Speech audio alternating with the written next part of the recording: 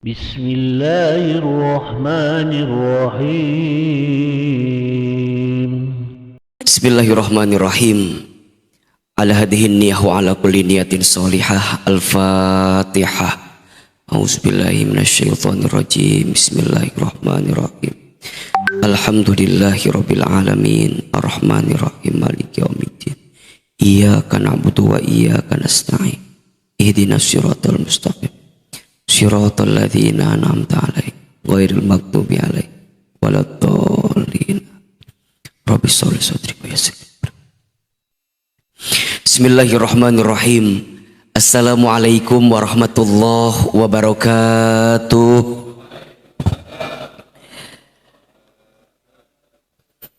Subhanallahi wa bihamdihi subhanallahil azim. Adada khalqihi wa ridha nafsihi wa zinata arshihi wa midada kalimatihi. Ashhadu an la ilaha illallah wa ashhadu anna Muhammadan abduhu wa rasuluh. Allahumma salli wa sallim ala rasulillahil karim sayyidina wa syafi'ina wa maulana Muhammadin sallallahu alaihi wasallam wa ala alihi wa ashabihi wa man tabi'ahum bi ihsanin ila yaumiddin. Rabbi a'udzubika min hamadzati syayatin wa a'udzubika rabbi ay yahdurun. Subhanaka la ilma lana illa ma 'allamtana innaka antal alimul hakim. La haula wa la quwwata illa billahil aliyyil azim. Shadaqallahul azim. Amma ba'd. Yang sama kita muliakan, kita hormati para alimil ulama, para kiai, para ustadz, para guru, dan seluruh pengurus Masjid Al-Ijtihad. Allahu Akbar. Mudah-mudahan Allah senantiasa memberikan keberkahan dalam setiap langkah dakwah yang kita jalani. Ayah, bunda, bapak, ibu, jamaah sekalian yang dirahmati Allah, apa kabar semuanya subuh ini? Sehat? Coba jawab ya. Sehat?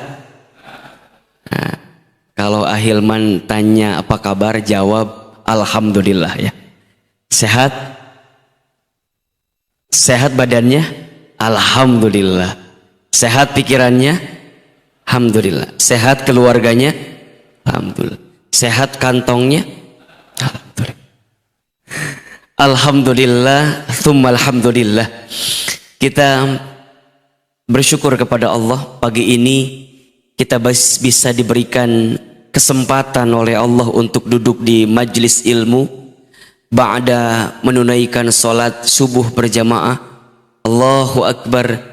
Ini semua adalah karunia dari Allah, nikmat dari Allah yang melebihi daripada nikmat apapun.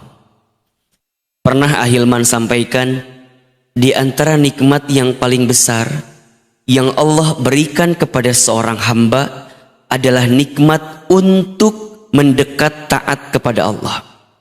Itu nikmat yang paling besar. Jadi kalau pagi ini ayah bunda diberikan kesempatan untuk bisa menunaikan sholat subuh berjamaah, kemudian kita bisa ikut ta'lim, kemudian kita bisa menghadirkan kebaikan-kebaikan di dalamnya, maka kita sedang mendapatkan nikmat yang paling besar dari Allah Subhanahu wa ta'ala. Orang yang pernah berbuat dosa, apa nikmat yang paling besarnya? Fursatut taubah. Allah berikan kesempatan bertobat. Jadi kalau kita pernah berbuat dosa, kemudian kita diberikan kesempatan bertobat, maka kesempatan taubat itu adalah nikmat yang paling besar. Kalau ada di antara kita yang mohon maaf ya, kehilangan mungkin kesempatan belajar waktu mudanya, ya, karena dia sibuk dan segala macamnya. Kemudian di usia-usia saat ini dia diberikan kemudahan untuk belajar, thalabul ilmi, maka itu nikmat yang paling besar, rahmat, ya, termasuk ibadah kita, sholat tahajud, ya, bisa sholat subuh, nanti bisa duha, Itu nikmat. Makanya banyak orang yang mohon maaf ya suka bilang begini, Ahilman, saya mah sholat tahajud teh biar rezeki saya lancar. Boleh nggak kayak begitu? Boleh nggak? Boleh, silahkan. Tapi mereka lupa kalau dikasih kesempatan tahajud itu adalah rezeki.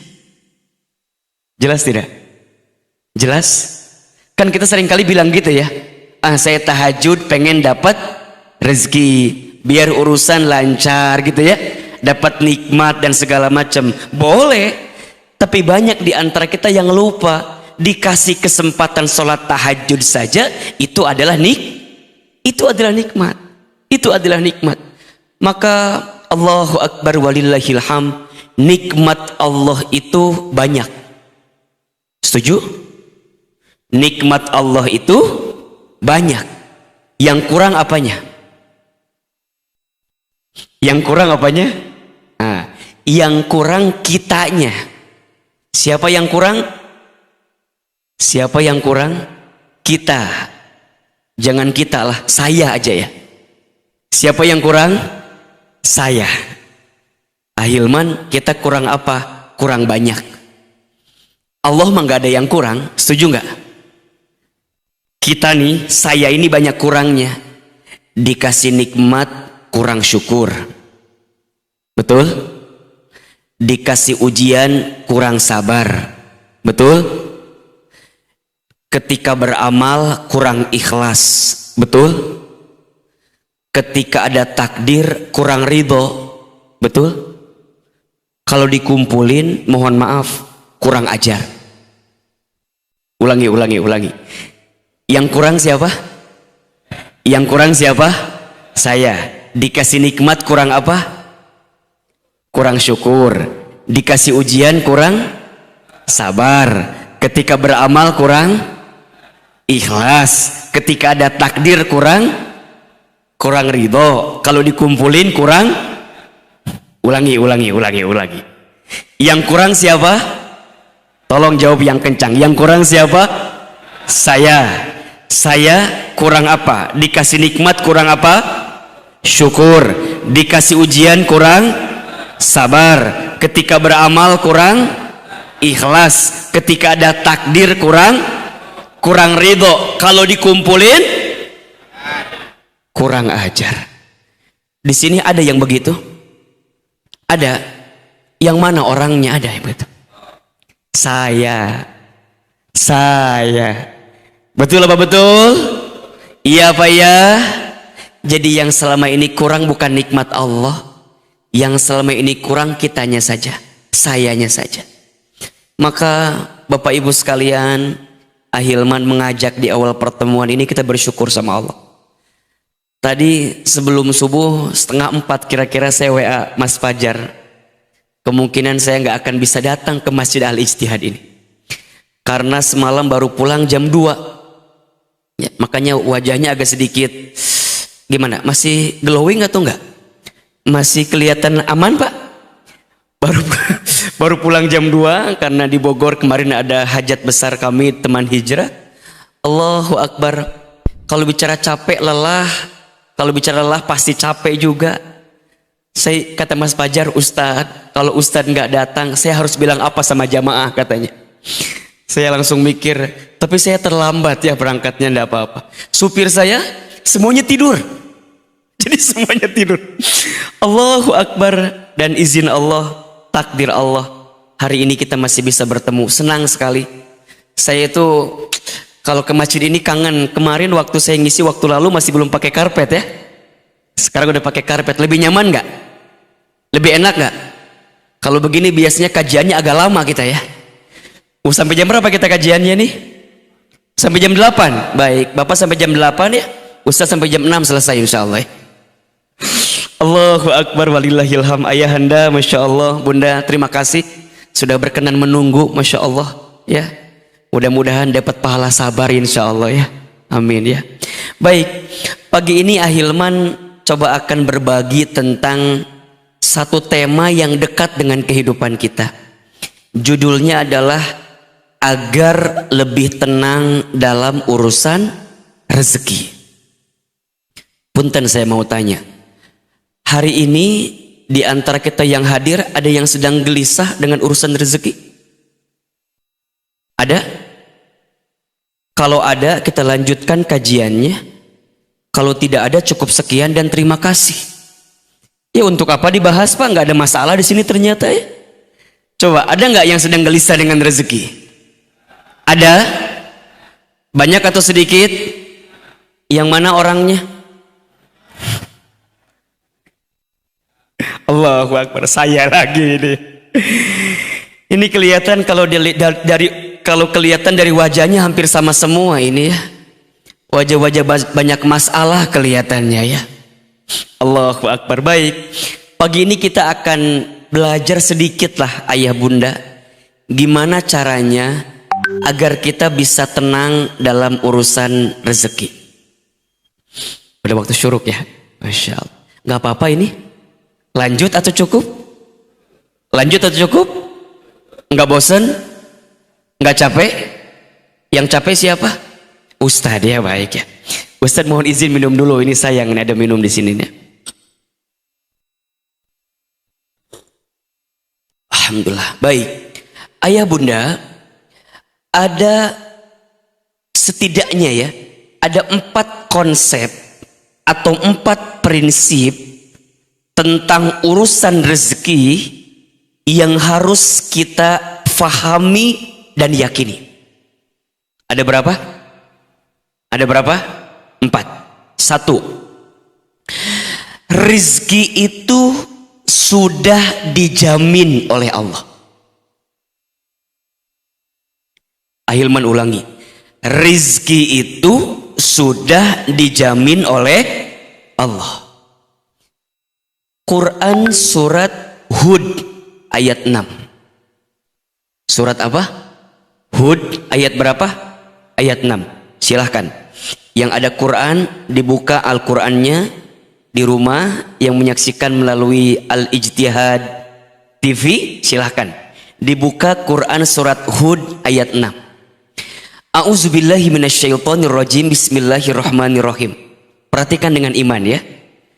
Wa ma min dzabbatin fil ardi illa 'alallahi rizquha wa ya'lamu mustaqarraha wa mustawda'aha kullun fi kitabim mubin. Artinya, wa ma min dzabbatin fil ardi illa 'alallahi rizquha, dan tidak ada makhluk yang melata pun ya, dia bergerak di muka bumi, dia hidup di muka bumi, illa kecuali 'alallahi rizquha, dijamin oleh Allah rizkinya. Jelas ya. Dalam ayat ini Allah subhanahu wa ta'ala menggunakan subjeknya makhluk yang melata. Jadi bahasa gampangnya begini, makhluk yang melata saja gitu ya, makhluk yang melata saja selama dia hidup di muka bumi Allah jamin rizkinya, apalagi kita manusia. Makhluk yang melata aja dijamin oleh Allah rizkinya, apalagi kita manusia yang tidak melata. Betul apa betul? Apalagi kita manusia yang diciptakan oleh Allah dengan bentuk yang paling sempurna. Kan begitu. Laqad khalaqnal insana fi ahsani taqwim. Sungguh kami telah menciptakan manusia dalam bentuk yang paling sempurna. Tuh.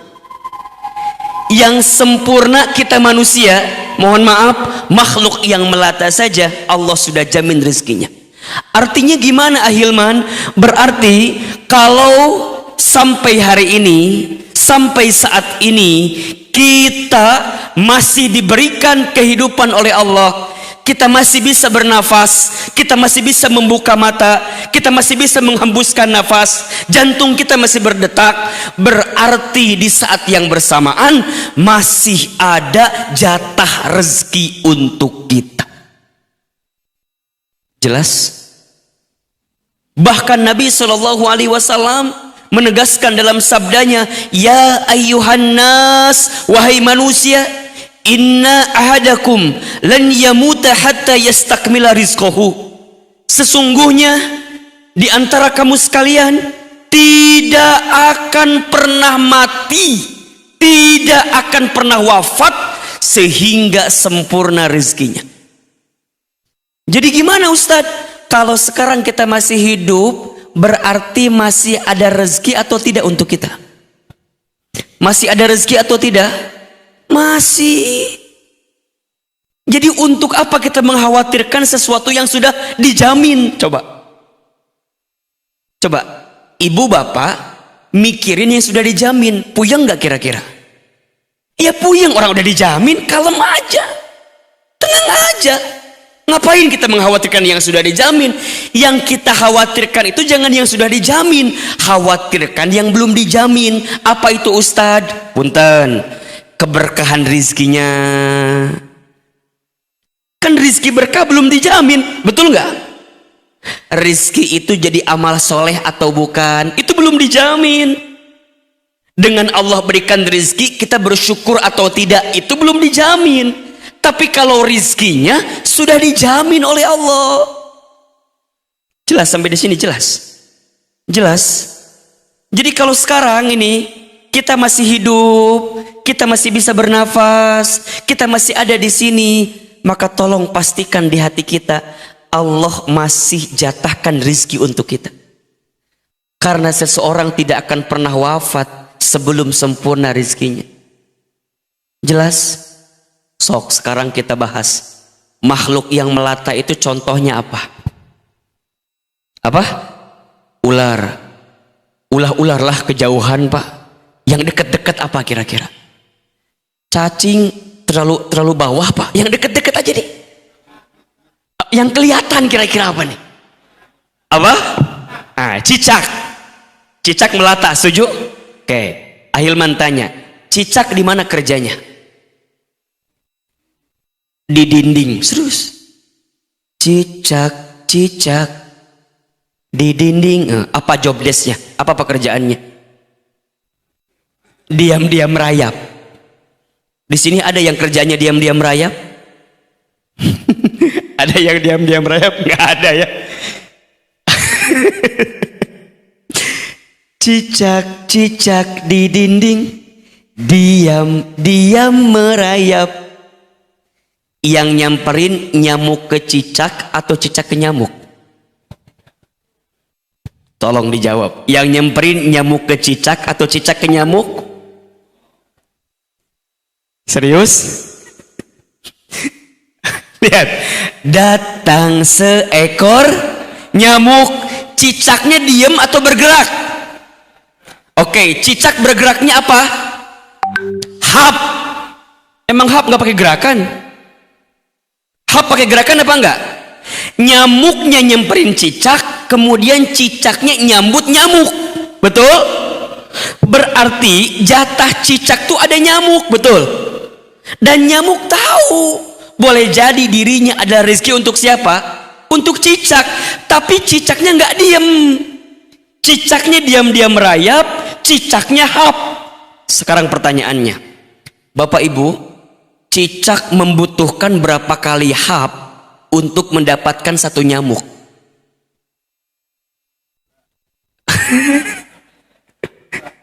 Coba, cicak butuh berapa kali hap untuk dapetin satu nyamuk? Pertanyaannya, apakah sekali hap langsung dapat nyamuk atau harus berkali-kali hap?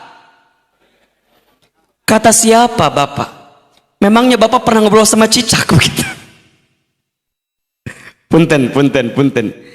Ahilman pernah baca, katanya cicak itu membutuhkan berkali-kali hap untuk bisa mendapatkan satu nyamuk. Jadi nggak sekali set nyamuk dapat, enggak. Dan kita nggak tahu Di hap yang keberapa kali cicak itu dapat nyamuk. Nah pertanyaannya yang kedua, mengapa cicak kenapa cicak istiqomah, kenapa cicak konsisten untuk terus hap walaupun nyamuknya nggak dapat? Halo, halo, kenapa cicak bisa konsisten untuk terus diam-diam merayap, untuk terus hap walaupun nyamuknya nggak dapat? Apa coba? Illa 'alallahi rizquha. Cicak yakin rizki dijamin sama siapa? Allah. Cicak aja yakin. Halo, halo, cicak aja yakin. Masa kita manusia nggak yakin? Jelas sampai di sini? Jelas. Jadi yang pertama konsepnya apa? Rizki sudah dijamin oleh siapa? Oleh Allah. Selama kita hidup, maka selama itulah masih ada jatah rezeki untuk kita. Makanya nanti punten mohon maaf ya, bunda sayang, kalau ada suami bunda yang bilang ke bunda, papa manges eueuh rezekina, udah nggak ada rezekinya, bunda bilang, kata Ahilman juga pak, kalau bapak masih hidup berarti masih ada rezeki. Jadi gimana Ustadz semangat dengan hidup ini? Ini yang pertama. Terus yang gimana kedua Ustadz konsepnya? Walaupun rizki sudah dijamin, konsep yang kedua, rizki harus dijemput. Apa yang kedua? Rizki harus dijemput. Kenapa Ahilman menyampaikan dijemput? Kenapa kalimatnya enggak dicari? Bedanya dijemput dengan dicari apa? Kalau dicari belum tentu ada, kalau dijemput pasti ada. Rizki harus dijemput, harus diikhtiarkan, harus diusahakan, nggak bisa diem-diem baik. Ustadz, berarti harus kerja kita ini, iya. Harus usaha, iya. Harus ikhtiar, iya. Dan ayah bunda, bapak ibu harus tahu betul, kalau kita ini usaha, kalau kita ini ikhtiar, itu adalah perintah Allah kepada kita. Jadi kita ini berikhtiar karena Allah perintahkan itu. Jadi bukan semata-mata untuk jemput rezeki, bukan semata-mata untuk itu ya. Tapi karena kita paham, kita tahu kita ini berikhtiar, berusaha adalah perintah dari siapa? Allah. Perhatikan surat Al-Mulk ayat 15. Surat apa? Al-Mulk ayat 15. Huwallazi ja'ala lakumul arda zalulan famshu fi manakibiha wa kulu mir rizqih wa ilaihin nusyur. Dialah Allah yang menjadikan bumi ini luas. Bumi ini luas ya, zalulan, yang mudah engkau jelajahi, yang mudah engkau datangi, yang mudah engkau dapati, gitu. Apa perintah Allah? Famshu fi manakibiha, maka berjalanlah, maka usahalah, maka ikhtiarlah, maka bekerjalah, maka berdaganglah. Kira-kira begitulah kalimatnya. Apa? Di setiap penjuru buminya, wa kulu mir rizqi, dan makanlah sebagian rizki yang aku hadirkan kepadanya. Jadi kita ini bekerja, kita ini berusaha, kita ini berikhtiar adalah perintah dari siapa? Allah. Makanya mohon maaf, kita yang bekerja, kalau orientasinya hanya untuk sekedar nungguin gaji tiap bulan, sayang banget. Sayang banget. Kalau hanya itu ya, kalau hanya itu. Kenapa? Karena bekerja itu ibadah. Jadi kalau kita hanya cuman nargetin tanggal 25 gajian gitu, sayang banget. Kalau kita dagang, orientasinya hanya untung, sayang. Karena harusnya bekerja, orientasinya apa? Ibadah. Dagang, orientasinya apa? Amal soleh. Kan gitu. Gitu ya. Ikhtiar, orientasinya apa? Dakwah. Kalaupun kita nggak dapat urusan dunianya, kita dapat pahalanya, Pak. Jadi kalau ada seorang suami, seorang ayah yang keluar dari rumahnya, kan ada keterangannya. Barang siapa seorang ayah, seorang suami keluar dari rumah untuk mencari nafkah bagi keluarganya, maka di setiap perjalanannya dia mendapatkan apa? Pahala sama seperti jihad fi sabilillah. Jadi kalau ada seorang ayah, seorang suami yang bekerja, keluar dari rumah, berangkat ke kantor, berangkat ke pasar, berangkat ke sawah, berarti dia mendapatkan pahala apa? Jihad fi sabilillah. Dan mohon maaf, berarti kalau kita wafat dalam perjalanan, dalam proses, ketika kita berikhtiar tadi, berusaha tadi, dan kita benar ikhtiarnya ya, nyari yang halal gitu ya, tidak ambil yang sesuatu yang haram gitu, kemudian dia wafat di saat itu, maka insya Allah dia wafat dalam keadaan husnul khatimah. Pahalanya jihad fisabilillah, Pak. Belum lagi dalam keterangan lain ya, tidak ada dosa kecuali dosanya bisa diampuni dengan kita bekerja tuh. Barang siapa seorang laki-laki, seorang ayah atau di antara kita yang keluar dari rumahnya mencari nafkah untuk keluarganya, kemudian dia pulang di sore hari dalam keadaan capek, dalam keadaan lelah, maka di saat yang bersamaan Allah gugurkan dosa-dosanya.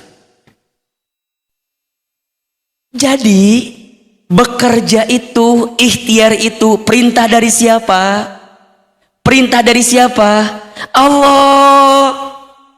Jelas sekali. Berarti punten, kalau kita bekerja kemudian mohon maaf ya, tidak mendapatkan apresiasi terbaik dari tempat perusahaan kita, kita nggak akan galau gitu loh. Kita nggak akan gelisah. Kenapa Ahilman? Karena kita bekerja, ini perintah Allah. Ini kewajiban kita kepada Allah. Berarti kalau kita nggak kerja, kalau kita nggak berusaha, kalau kita nggak berikhtiar, berarti kelak kita akan dihisab oleh Allah. Ente kenapa nggak ikhtiar gitu? Ente kenapa nggak kerja? Nah, pada bab ikhtiar ini kita bagi dua. Satu, ada ikhtiar bumi. Dua, ada ikhtiar langit. Satu, ikhtiar apa? Bumi. Dua, ikhtiar apa? Langit. Ahilman, ikhtiar bumi apa? Ikhtiar bumi itu kerjanya. Silakan. Yang dagang dah, yang tani dah, yang punya kebun ngebon dah, silakan. Yang punya sawah silakan nyawah dah, kerja tuh, kerja. Yang kemudian profesional ASN atau apapun itu, ayo kerja, itu dunianya. Tapi ingat, jangan lupa kita mengetuk pintu langit. Apa? Ikhtiar ukhrawinya dikuatin. Apa diantaranya? Takwa. Kan jelas kata Allah, wa may yattaqillah yaj'al lahu makhraja wa yarzuqhu min haitsu la yahtasib. Barang siapa yang bertakwa kepada Allah, Allah akan tunjukkan jalan keluar. Segede apapun masalah kita, sebesar apapun masalah kita, kalau kita bertakwa ke Allah, Allah bukakan jalan keluarnya. Bukan hanya itu, wa yarzuqhu min haitsu la yahtasib. Allah akan berikan rizki dari jalan yang tak pernah disangka-sangka. Jadi gimana Ustadz? Ayolah, kalau kita pengen rizki kita mudah, rizki kita tenang, rizki kita lapang, ikhtiar. Ikhtiarnya ada dua, ikhtiar buminya kerja, dagang, usaha gitu. Tapi ikhtiar langitnya, tingkatkan ketakwaan kita kepada siapa? Allah. Yuk, kita susun agenda hariannya. Bangun jam berapa? Sepertiga malam. Terus ngapain? Tahajud, ya. Sholat tahajud itu, ayah bunda sayang, bapak ibu sekalian, sholat yang bisa mengantarkan kemuliaan bagi seorang manusia. Makin hebat tahajudnya, makin mulia hidupnya. Surat Al-Isra ayat 79. Wa minal laili fatahajjad bihi nafilatan lak asa ayyab'asaka rabbuka maqamam mahmuda. Dan di waktu malam bangunlah, dirikan sholat tahajud. Tuh, langsung disebutkan langsung fatahajjad kan gitu. Bangunlah, dirikan sholat tahajud nafilatan laka, sebagai tambahan untukmu. Lihat apa yang akan Allah berikan kepada orang yang ahli tahajud. Asa ayyab asaka rabbuka maqamam mahmuda, maka Allah akan angkat derajat orang yang ahli tahajud tadi maqamam mahmuda, ke tempat yang paling tinggi. Makanya ibu bapak nih, kita yang sedang terpuruk, yang sedang down, yang sedang di bawah, ayo bangkit lagi. Gimana caranya? Hadirkan sholat tahajud. Hadirkan sholat tahajud. Sholat tahajud itu adalah sholat yang bisa menguatkan diri kita untuk bisa mendapatkan derajat tertinggi di hadapan Allah Subhanahu wa Ta'ala. Setelah itu ngapain Ustadz? Jangan tidur lagi, lanjut zikir, kan gitu. Perbanyak zikir di waktu sahur, minimal dengan istighfar. Astagfirullah, astagfirullah, astagfirullah. Mohon maaf, boleh jadi rezeki kita seret, hidup kita susah, hidup kita sulit karena masih banyak dosa yang pernah kita lakukan. Mungkin ada dosa kita di masa lalu yang belum kita tobatin. Mungkin ada kesalahan kita di masa lalu yang belum kita istighfarin. Wa fil asharihum yastaghfirun. Kan begitu. Orang yang di waktu sahur mereka memperbanyak istighfar. Nabi SAW tidak pernah kurang dari 70 kali. Disebutkan dalam keterangan lain tidak pernah kurang dari 100 kali beristighfar setiap hari. Itu Nabi, Rasul. Surganya pasti, hisabnya aman, amalnya banyak, dosanya tidak ada, dimaksum. Tapi tidak pernah kurang dari 100 kali beristighfar. Kita siapa? Kita Nabi bukan, Rasul bukan, surga belum jelas, hisab masih menegangkan, amal dikit, dosa banyak. Kita masih belum mau istighfar. Allahu Akbar walillahil hamd. Ayo perbanyak istighfar di waktu sahur. Setelah itu apa Ustadz? Siap-siap, dirikan sholat sunnah fajar 2 rakaat sebelum subuh. Kan bapak ibu tahu apa pahalanya? Barang siapa yang menunaikan sholat fajar, sunnah fajar 2 rakaat sebelum subuh, maka dia mendapatkan pahala seperti apa? Seperti apa? Mendapatkan dunia beserta isinya. Bukan hanya dunianya saja, dunia beserta isinya. Bukankah itu yang kita cari selama ini? Betul apa enggak? Kita banting tulang, tulang banting, kaki di kepala, kepala di kaki, kesana kemari mencari alamat palsu lagi. Apa yang kita cari? Dunia kan? Ya Rabb, kata Nabi itu jelas, orang yang sholat 2 rakaat sunnah fajar sebelum subuh dapetin dunia beserta isinya. Terus gimana Ustadz? Setelah itu subuh berjamaah ke masjid. Barang siapa yang sholat subuh berjamaah di masjid, maka di hari itu dia mendapatkan zimmatillah, penjagaan dari Allah. Jadi kalau hari ini tadi kita sholat subuh berjamaah, maka sepanjang hari dia mendapatkan penjagaan dari siapa? Allah. Kalau Allah udah jaga kita, kelar hidup kita, enak, nyaman. Allah jaga kita. Mau ada yang nipu kita, mau ada yang zolim sama kita, mau ada yang ambil hak kita, kalau Allah yang sudah jaga gimana? Allah jamin kita, aman hidup kita. Kemudian ngapain lagi Ustadz? Lanjut, nggak pulang dulu, dia duduk di masjid. Barang siapa yang sholat subuh berjamaah di masjid, summa qa'ada, kemudian dia duduk, ngapain? Zikir, muhasabah, baca Quran, taklim, kajian di masjid. Sampai kapan Ustadz? Sampai datangnya waktu syuruk. Setelah itu kemudian dia sholat 2 rakaat, maka dia mendapatkan pahala apa? Haji umrah sempurna.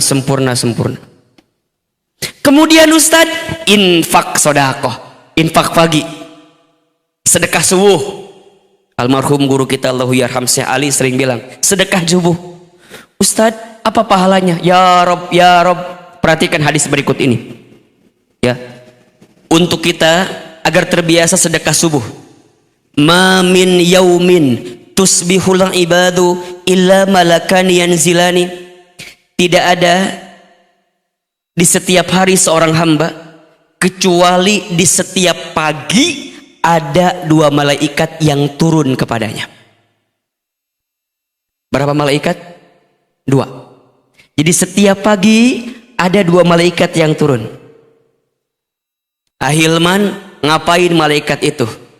Ternyata 2 malaikat ini berdoa kepada Allah. Sekarang saya mau tanya, kalau malaikat berdoa pasti diijabah atau tidak? Pasti dikabulkan atau tidak? Pasti. Apa doanya?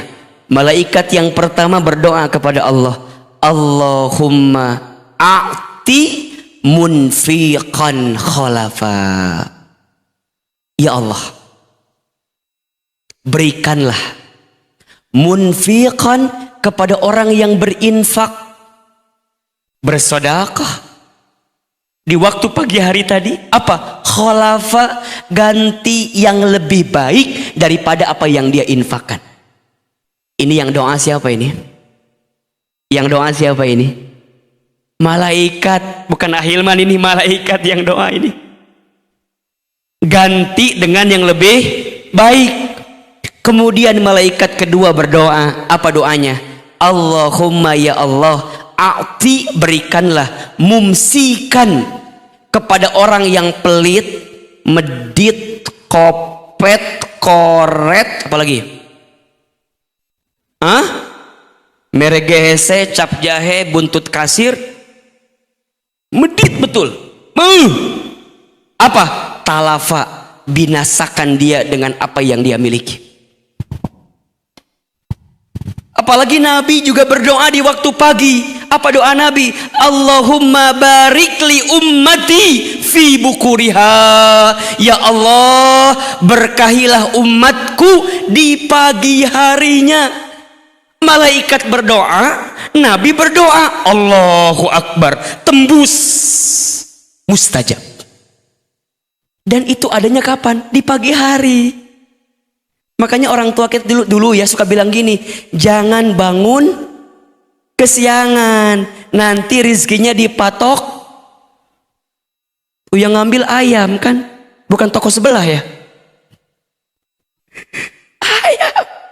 Ngapain lagi Ustadz? Baru ikhtiar, jalan, ayo siap-siap, bismillah. Yang kantor berangkat ke kantor, ya. Yang dagang siapin lapaknya, bismillah. Awalnya kita udah nyiapin ikhtiar langitnya dulu kan. Coba dari tahajud, istighfar, sholat fajar 2 rakaat sebelum subuh, sholat subuh, kemudian isyraq, kemudian infak sedekah. Masa sih rizkinya nggak ada? Ya nggak? Kemudian apa? Duha, sholat duha. Barang siapa yang tidak meninggalkan 4 rakaat sholat duha di pagi hari, maka Allah akan cukupkan kebutuhannya. cukup kebutuhannya.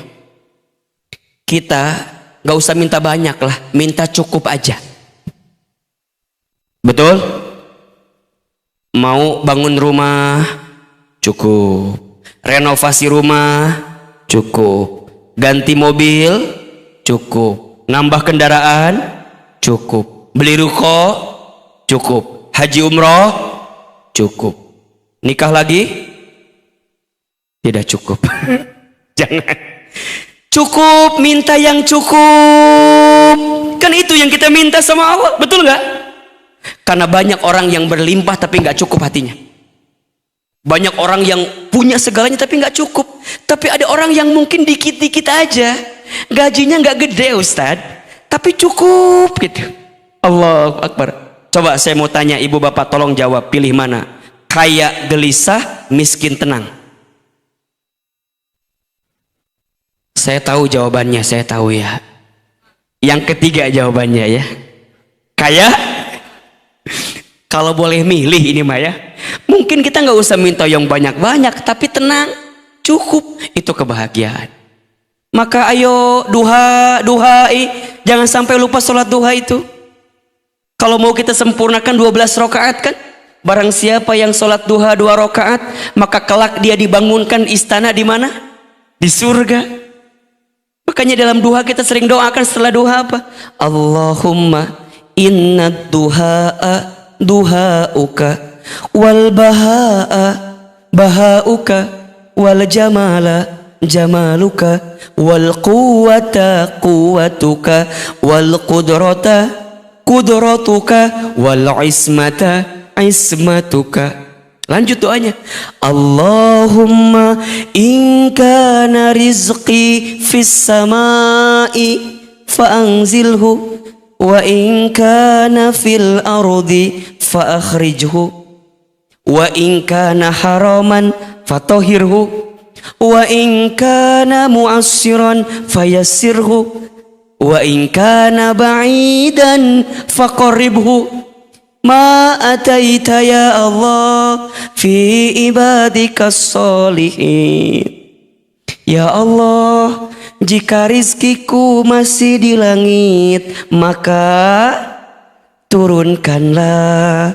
Jika rizkiku masih di bumi, maka keluarkanlah. Jika rizkiku masih haram, maka sucikanlah. Jika masih sulit, mudahkanlah. Jika masih jauh, dekatkanlah. Ya Allah, berikan kami rizki sebagaimana Engkau berikan kepada hamba-Mu yang soleh. Nikmat apa enggak? Nikmat apa enggak? Ayo, rizki itu harus dijemput. Makanya punten mohon maaf ya, Ahilman tuh paling kesel sama orang yang bikin status akan indah pada waktunya. Tapi gawe henteu gitu. Cicing we statusnya naon? Akan indah pada waktunya. Statusnya akan indah pada waktunya. Tahajud malas, subuh kesiangan, duha nggak mau, zuhur kelewatan, asar kesorean, maghrib di perjalanan, isya ketiduran. Statusnya akan indah pada waktunya. Indah yang mana keles? Yang paling kesel lagi, udah mah ikhtiar langitnya enggak, ikhtiar buminya juga enggak. Bangunnya kesiangan, suruh kerja enggak mau, milih-milih kerjaan. Ayah bunda sayang, kondisi saat ini membutuhkan kita ya, mengistirahatkan otak, menghidupkan hati katanya. Iya enggak? Sekarang kan serba enggak nentu Pak, betul enggak sih? Dipikir pakai logika makin gak nyambung. Jadi gimana? Kita butuh kedekatan dengan Allah yang kuat Pak. Beneran. Doa kita harus makin kenceng Bu sekarang mah. Betul apa enggak? Ya, amal kita harus makin banyak Pak. Ini bentuk kita ngundang rizki. Allah tuh datang ke kita gitu loh. Kita ngandelin usaha kita semata, capek yang ada Pak. Capek nggak kira-kira? Capek. Iya kan? Ngandelin strategi A, B, C, D. Stres Pak. Stres. Kita butuh strategi langit kayaknya sekarang itu. Ya, Allah yang bisa menggerakkan semuanya ini. Kan kita jelas, yakin kan? Yang ngasih rizki siapa? Yang ngasih rizki siapa? Yang ngatur rizki kita siapa? Yang menghidupkan siapa? Yang mematikan siapa? Allah. Maka catatannya adalah jangan sampai ikhtiar kita menjemput rizki melupakan kita kepada Allah Sang Maha Pemberi rizki, gitu loh maksudnya. Jelas? Jangan sampai kesibukan kita menjemput rizki membuat kita lupa dan lalai kepada Allah Sang Maha Pemberi rizki. Contoh ya, sholat aja Pak, sholat aja. Ini pesan dari Ahilman ya. Bapak Ibu, ayah bunda jamaah, jangan sampai meninggalkan sholat ya. Sholat itu indikator kebaikan seseorang. Makin baik sholatnya, baik semua amalnya. Dan sholat itu adalah amalan yang akan dihisab ketika nanti hari kiamat pertama kali. Inna awwala ma yuhasabu bihil abdu yaumal qiyamah as-sholat. Sesungguhnya perkara pertama yang akan dihisab ketika nanti hari kiamat adalah sholat. Jika benar sholatnya, benar semua amalnya. Jika buruk sholatnya, buruk seluruh amalnya. Termasuk Bapak Ibu, sholat itu indikator kebaikan rezeki kita. Sholatnya benar, rizkinya lancar dah. Buka surat Toha ayat 132. Surat apa? Toha ayat berapa? 132. Kata Allah, wa'mur ahlaka bis sholat, dan perintahkanlah keluargamu untuk sholat. Wastabir alaiha, dan bersabar-sabarlah dalam sholat itu. Apa kata Allah? Kalau sholatnya udah benar, sholatnya udah bagus, sholatnya udah baik gitu, la nas'aluka rizqan, jangan pernah bertanya tentang rezeki gitu. Jangan pernah khawatir tentang rezeki. Kenapa? Nahnu narzuquka, kami yang akan menjamin rezekimu, kata Allah. Wal akibatu littaqwa, karena itu akibat ketakwaan engkau kepadaku, kata Allah. Jadi sebenarnya yang butuh sholat itu kita atau Allah? Kita. Allah tidak butuh ibadah kita Pak. Allah tidak butuh sholat kita. Kita yang butuh dengan sholat kita. Makanya perhatikan ya. Kalau dalam sholat kita baca Fatihah. Fatihah itu kan kalau kita bedah lebih mendalam, itu kan curhatan seorang hamba kepada Tuhannya gitu. Ya kan? Komunikasi kita ke Allah itu. Coba dari bacaan pertama tuh, Bismillahirrahmanirrahim. Apa artinya? Dengan menyebut namamu ya Allah, yang maha pengasih lagi maha penyayang. Berarti di saat itu kita mengikrarkan diri kita, ya Allah, tidak ada yang paling sayang kepada hamba kecuali siapa? Allah.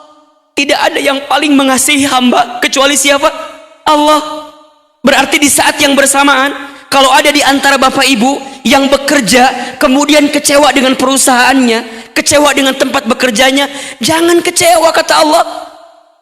Bukankah kita baca ketika sholat, oke, orang bisa mengecewakanku, oke, perusahaan bisa menyakitiku, oke, semua bisa melukaiku, tapi aku yakin Allah tidak akan pernah menyakitiku. Allah tidak akan pernah melukaiku. Allah tidak akan pernah menzalimiku. Kenapa? Ar-Rahmanir Rahim. Allah yang maha pengasih lagi maha penyayang. Jadi kalau ibu punya rumah tangga, kemudian ibu ngerasa di rumah tangga ini suami nguji kita, kita sakit dengan keadaan suami itu misalnya, ibu nggak akan kecewa. Karena ibu punya Allah yang maha pengasih lagi maha penyayang. Kemudian kita baca lagi, Alhamdulillahi Rabbil Alamin. Segala puji bagimu ya Allah, Tuhan semesta alam. Berarti di saat itu kita bilang apa sama Allah? Ya Allah, hari ini hamba ada, ini karenamu ya Allah. Tidak berhak ada yang dipuji kecuali siapa? Allah. Berarti mengajarkan kita untuk tidak apa? Untuk tidak sombong. Yang punya jabatan jangan sombong. Yang punya kedudukan jangan sombong. Yang punya harta jangan sombong. Kenapa? Kecil kita di hadapan Allah. Allah yang maha besar. Berarti saat kita baca Fatihah sedang menundukkan apa?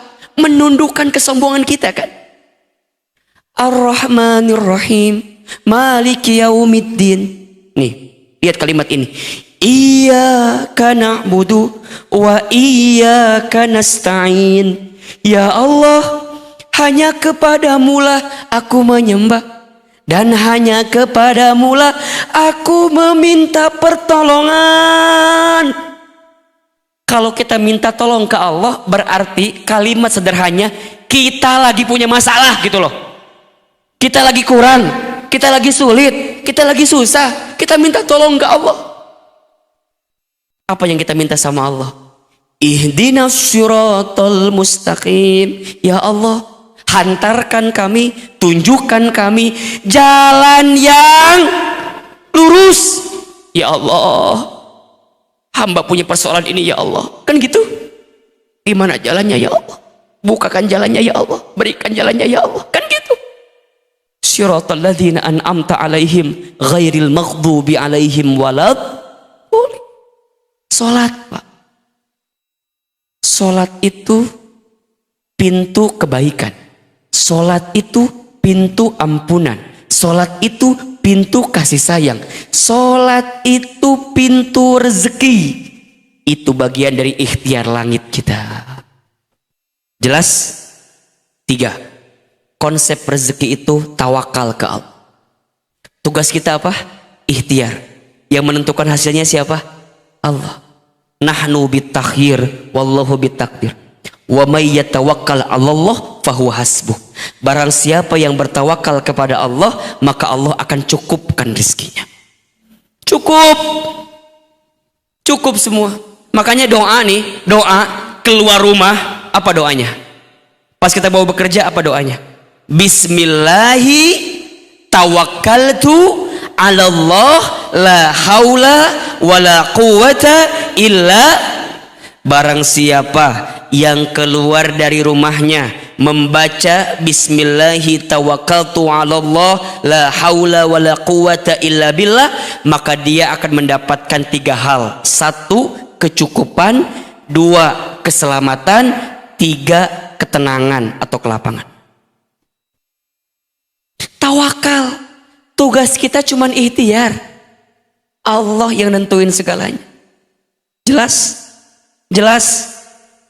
Barang siapa yang bertawakal kepada Allah dengan tawakal yang sesungguh-sungguhnya, maka dia akan mendapatkan rezeki seperti rezekinya seekor burung. Keluar pagi hari dalam keadaan perutnya kosong, pulang. Pulangnya kapan burung itu? Burung pulangnya kapan? Sore. Ada burung yang lembur enggak? Burung keluarnya pagi, pulangnya sore. Pulang sore dalam keadaan perutnya kenyang. Bahkan mohon maaf, tidak sedikit burung yang pulang membawa bekal bagi anak-anak burung yang lainnya. Kenapa? Sikap tawakal ke Allah. Ustadz, apa itu tawakal? Tawakal itu berserah diri ke Allah. Ingat ya, ada 3 kalimat yang beda nih. Ada terserah, ada menyerah, ada berserah. Beda atau sama? Coba. Terserah, menyerah, berserah. Beda atau sama? Beda. Di mana bedanya? Di situ. Iya, saya tahu itu di situ.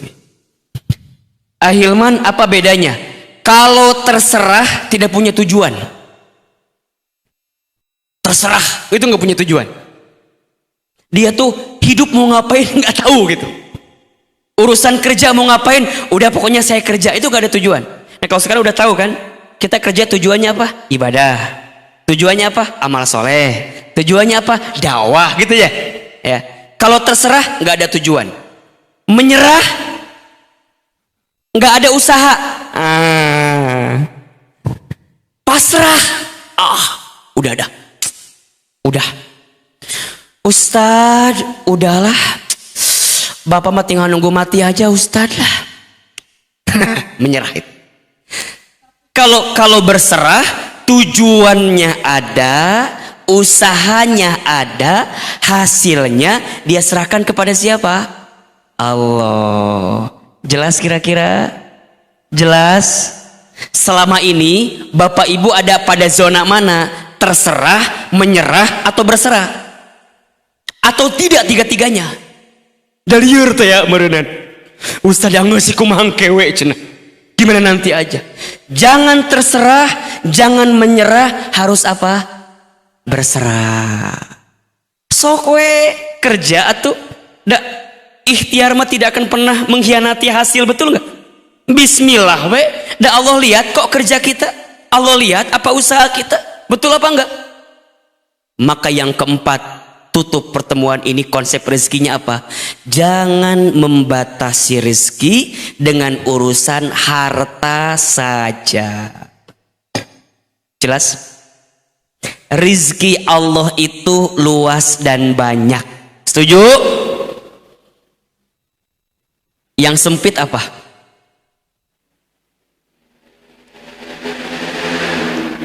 Catat ya, tolong catat buat status di sosial media ini. Hidup ini mudah, yang sulit pikiran kita. Hidup ini lapang, yang sempit hati kita. Hidup ini murah, yang mahal gengsi kita. Jelas? Hidup ini mudah, yang sulit pikiran kita. Hidup ini lapang, yang sempit hati kita. Hidup ini murah, yang mahal gengsi kita. Setuju nggak? Setuju nggak? Jadi yang susah itu rizkinya, kita yang susah itu. Susahnya apa Ustadz? Jangan membatasi rizki dengan urusan harta. Terlalu kecil jika kita membatasi rizki dengan urusan harta saja. Dalam ilmu tasawuf, rizki itu dibagi 4 tingkatan. Dibagi berapa? 4 tingkatan. Rizki yang paling rendah namanya apa? Harta dunia. Jadi harta itu rizki yang paling rendah. Artinya gimana Ahilman? Kalau kita dilebihkan hartanya, ya jangan sombong. Karena itu baru rizki yang paling apa? Paling rendah. Begitu sebaliknya, kalau kita disempitkan hartanya, jangan putus asa. Jangan seakan-akan, mohon maaf ya, kita di PHK, Ustadz udahlah, aku mah udah selesai hidup ini, udah nggak ada harapan lagi, hopeless Ustadz. Rizki yang paling rendah. Harta itu rizki yang paling rendah. Naik lagi, rizki yang paling tinggi, apa namanya? Apa? Sehat walafiat. Rizki yang paling tinggi apa namanya? Sehat walafiat. Kudu jelas nih, afiat. Karena yang paling penting afiatnya. Ustadz, apa bedanya sehat dengan sehat walafiat? Sehat itu, punten, urusan fisik. Kita punya mata, bisa melihat, sehat. Tapi kalau afiat, matanya hanya melihat yang baik-baik. Jelas? Coba saya mau tanya, mata kita fungsinya untuk apa? Untuk apa? Nah, perbaiki sekarang, melihat yang baik-baik. Kalau hanya melihat, punten mohon maaf, binatang juga melihat. Betul nggak? Hewan juga melihat. Tapi manusia diberikan mata. Dengan matanya dia melihat yang baik-baik. Maka dia minta apa? Sehat wal afiat. Lisan bisa bicara, sehat. Tapi kalau dia sehat wal afiat, bicaranya yang baik-baik, tidak suka bohong, tidak ingkar janji, tidak fitnah, tidak sumpah serapah, tidak sering gibah, sehat wal afiat. Jelas? Makanya doa kita mintanya apa? Allahumma inna nasba, yang istiqomah. Jangan takut, jangan sedih. Apa? Wa abshiru bil jannati allati kuntum tu'adun. Ada kabar gembira yang Allah siapkan untukmu yang istiqomah. Apa?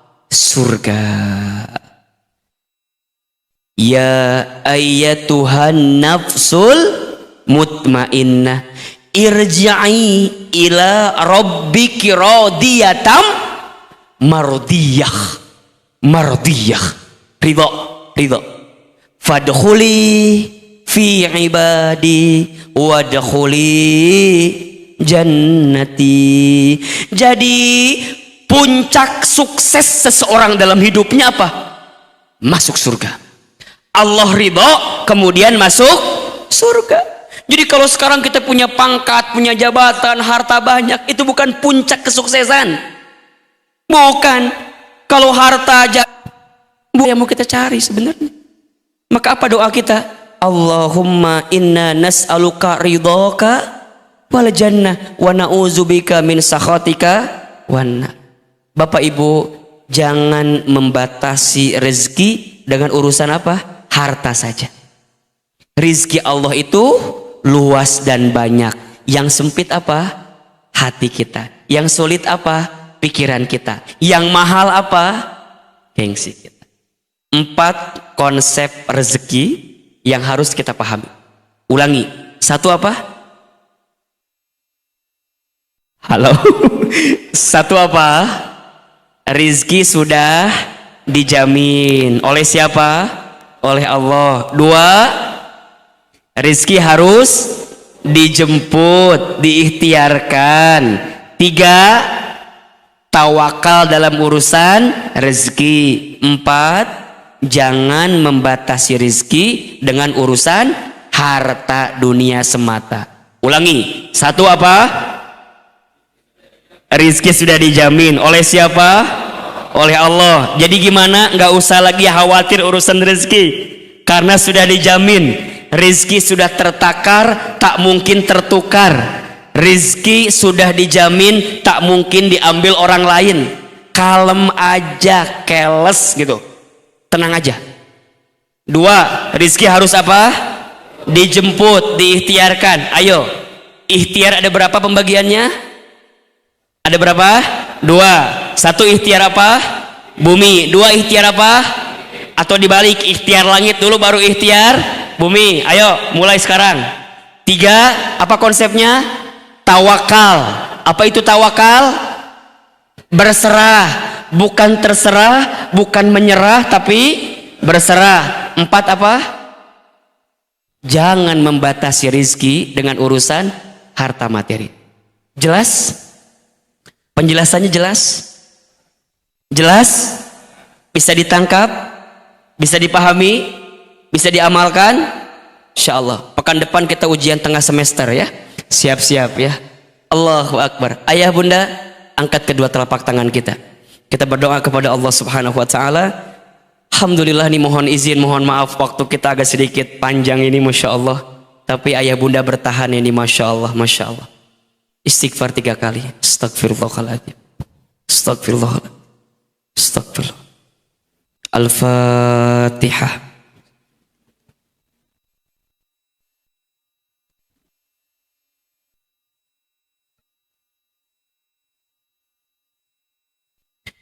Aminkan dalam hati masing-masing. Auzubillahi minasyaitonirrajim. Bismillahirrahmanirrahim. Alhamdulillahirabbil alamin. Allahumma shalli ala sayyidina Muhammadin wa ala alihi wa ashabihi ajma'in. Allahumma ighfir lil muslimina wal muslimat wal mu'minina wal mu'minat al ahya'i minhum wal amwat innaka sami'un qaribun mujibud da'wat ya qadiyal hajat. Allahumma inna nas'aluka ilman nafi'an wa rizqan wasi'an wa rizqan halalan wa rizqan tayyiban wa amalan mutaqabbala.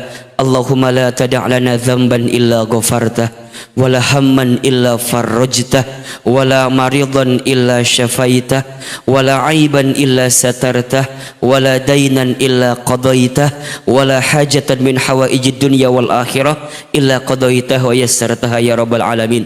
Ya Allah, tidak ada yang hadir pagi ini kecuali yang banyak dosa, Engkau ampuni dosa-dosanya ya Allah. Yang gelisah Engkau tenangkan hatinya ya Allah. Yang sedang sempit Engkau lapangkan hidupnya ya Allah. Yang sedang sulit Engkau mudahkan urusannya ya Allah.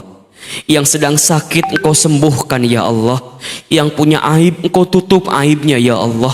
Yang punya hajat Engkau segerakan hajatnya ya Allah. Ya Allah ya Rabb, hanya Engkau yang bisa memberikan rezeki kepada kami. Anugerahkan kepada kami rizki yang halal. Anugerahkan kepada kami rizki yang halal. Anugerahkan kepada kami rizki yang lapang, rizki yang luas, rizki yang berkah berlimpah ya Rabbal alamin. Allahumma kfina bihalalika an haramika wa aghnina bifadlika amman siwaka. Ya Allah, cukupkan kami dengan yang halal dan jauhkan kami dari yang haram. Ya Allah, kayakan kami dengan karuniamu daripada kami bergantung kepada selainmu. Rabbana zalamna anfusana wa illam taghfir lana wa tarhamna lanakunanna minal khasirin. Bismillahilladzi la yadhurru ma'asmihi syai'un fil ardi wala fis sama wa huwas samiul alim. La ilaha illa anta subhanaka inna kunna minadz zalimin. Rabbana taqabbal minna innaka antas samiul alim wa tub alaina innaka antat tawwabur rahim. Rabbana atina fid dunya hasanah wa fil akhirati hasanah wa qina azabannar. Subhana rabbika rabbil izzati amma yasifun wassalamun alal mursalin walhamdulillahi rabbil alamin. Silakan bermaaf-maafan kiri dan kanannya, mohon maaf lahir dan batin. Mudah-mudahan Allah menerima semua amal kebaikan kita. Ahilman masih boleh ngisi kajian di sini? Masih boleh? Nah, alhamdulillah. Mudah-mudahan Allah pertemukan kembali. Mohon maaf lahir batin, yang benar dari Allah, yang salah dari Ahilman, yang banyak salah banyak khilafnya. Wabillahi taufiq wal